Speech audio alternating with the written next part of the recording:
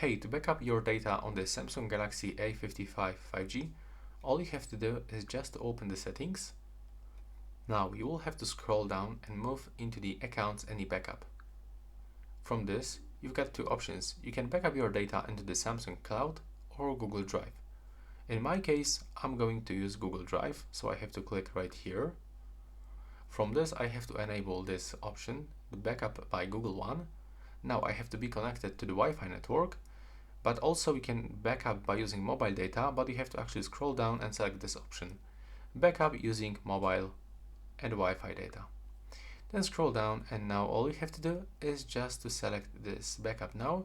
By the way, here you can find all of these backup details. So for example, we are going to backup all of your short messages, media messages, call history, Google account data, and for example the photos and the videos. So now if you are sure that you want to do this, just click here, and below we can also find short information that the device actually performed the backup automatically after we actually charge it into the phone. I mean, actually we put this phone into the charger, but if you want to do this manually, you have to click on this backup now button. And that's all. Right now, please subscribe.